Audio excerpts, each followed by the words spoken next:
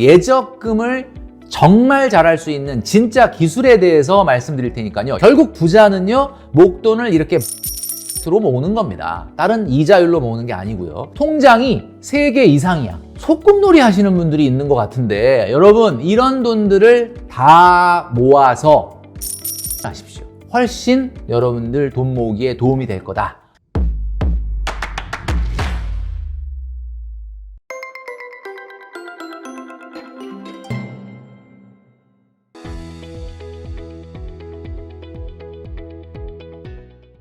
네, 여러분 안녕하십니까. 돈으로 혼쭐 내는 남자 돈줄남 김경필입니다. 오늘 이 시간에는 목돈을 키우기 위해서 예적금을 정말 잘할 수 있는 진짜 기술에 대해서 말씀드릴 테니까요. 영상 끝까지 시청해 주시면 좋겠습니다.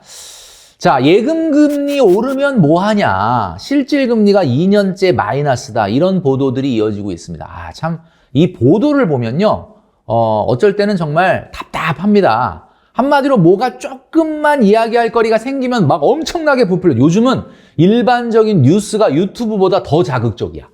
이게 보면 뭐 실질금리 마이너스 막 이런 얘기를 하면은 사람들이 이게 무슨 소리지? 그러고 이제 보게 되는 거죠. 자, 금리가 뭐 최근에 조금 떨어졌다라는 이야기를 돈줄남에서도 말씀을 드렸었는데, 아직도 수익률 가지고 돈 모으기를 논한다? 야, 이거는 나는 정말 초짜다라고 이야기할 수밖에 없는 거죠. 여러분, 우리가 돈줄남 영상을 통해서 그 금리 1% 정도 차이 나는 게 얼마나 차이 나냐, 불과 한 달에 뭐 10,000원, 20,000원, 하루에 일주일에 커피 한 잔 정도도 차이가 안 난다라고 말씀을 드린 적이 있었는데, 아직도 수익률 가지고 이 얘기를 한다라고 하면 안 된다라는 거죠. 자, 돈줄남 영상을 통해서 제가 계속 말씀드리지만 확정 수익률 마이너스 100%인 게 있거든요. 이게 뭐예요?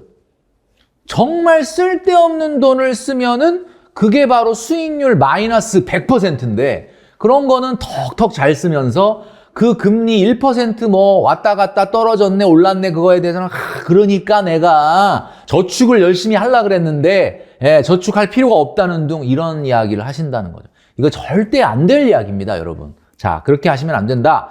자, 예금금리 오르면 뭐하나? 실질금리가 2년째 마이너스다. 여러분, 이 말이 정말 맞는 말일까요? 제가 돈줄남을 통해서 계속 말씀드렸죠.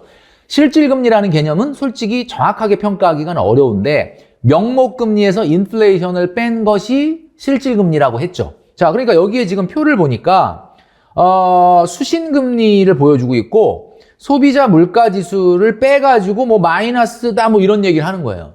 야, 이게 얼마나 황당한 얘기냐면, 여러분 한번 생각을 해보십시오.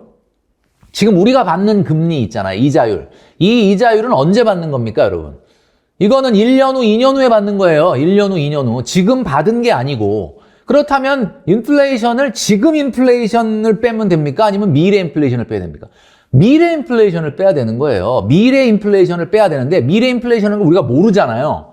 미래 인플레이션은 모르죠. 그러니까 우리가 기대 인플레이션이라는 게 있어요. 기대 인플레이션은 뭐야? 사람들이 앞으로 인플레이션이 어떻게 될 것 같은데 라고 생각하는 거거든요. 그게 바로 미래 인플레이션입니다. 그러니까 한마디로 기대 인플레이션이 실제 인플레이션하고 딱 떨어지는 건 아니지만 거의 대부분 인플레이션은 기대에 의해서 결정되기 때문에 기대 인플레이션을 빼야 되는 거예요. 그런데 보도에서는 그냥 무조건 지금 나와 있는 높은 인플레이션을 막 빼면서 마이너스다, 뭐 금리가 없는 거나 똑같다 이런 이야기를 하는데, 이런 거에 현혹되시지 말길 바랍니다. 자, 미국의 2023년 1월 기대 인플레이션은요 4%입니다. 와, 굉장히 많이 떨어졌어요. 그러니까 무슨 이야기냐면, 지금 최근에 연준이 강하게 금리를 올리면서 시장의 기대 인플레이션 심리는 급격하게 꺾이고 있는 걸 보여주고 있죠. 이게 무슨 얘기냐면 곧 실제 인플레이션도 낮아지게 된다. 뭐 실제로도 조금 낮아지고 있고요.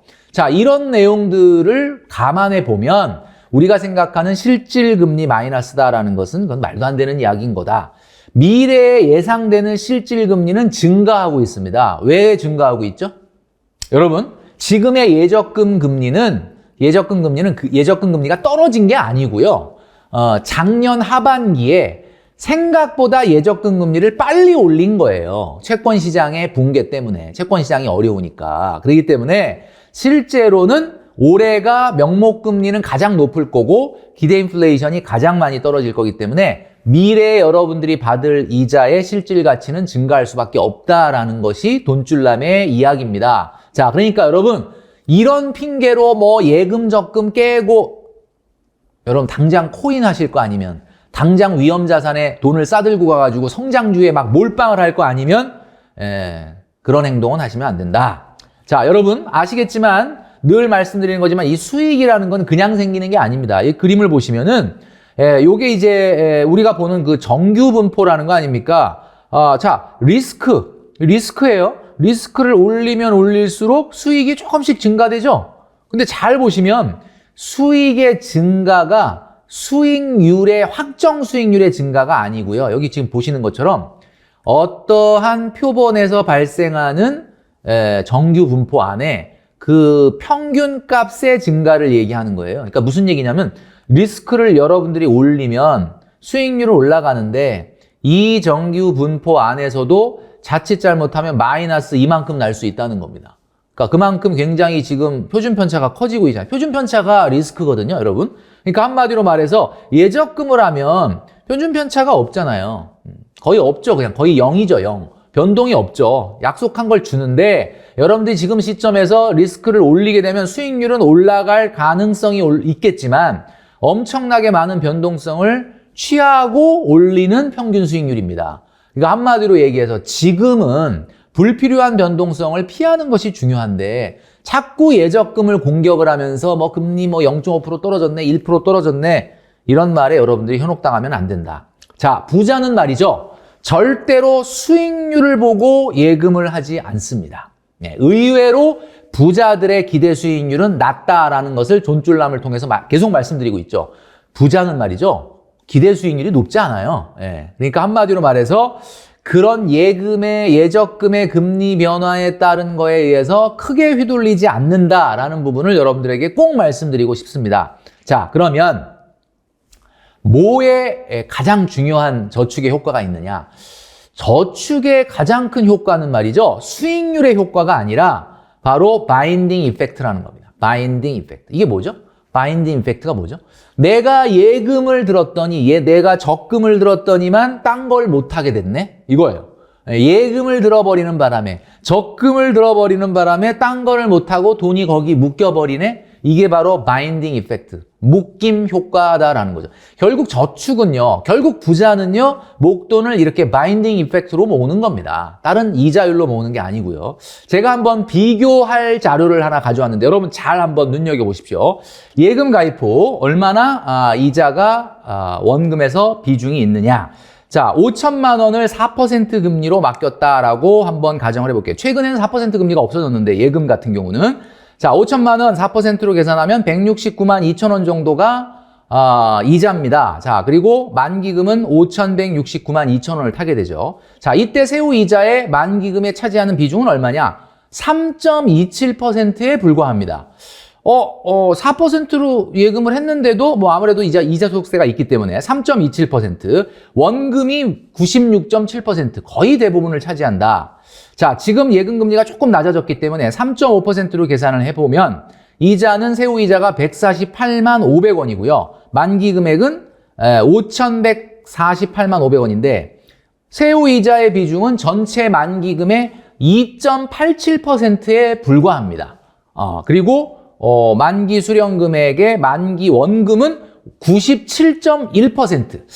자, 이걸 여러분들 보시면 아시겠지만 우리가 저축을 한다는 거는 적금도 아닌 이자가 적금보다 훨씬 빨리 늘어나는 예금임에도 불구하고 만기금에서 차지하는 이자의 비중은 3% 내외다. 이 안에서의 뭐 1%가 높네, 0.5%가 높네의 차이라는 것은 사실은 굉장히 미미하다라는 거죠. 그렇기 때문에 우리가 예금을 5천만 원 했다라는 거는 무슨 의미냐? 5천만 원을 내가 어딘가에다가 부숴버릴 수도 있고 써버릴 수도 있는데 그거를 참고 1년을 잘 버텨서 목돈을 만드는 거죠. 부자들은 바로 바인딩 이펙트, 묶음 효과로서 돈을 모으게 된다라는 말씀을 드린 겁니다. 적금의 경우는 조금 차이가 나는데 오히려 적금이 예금보다는 훨씬 이자가 차지하는 비중이 적습니다.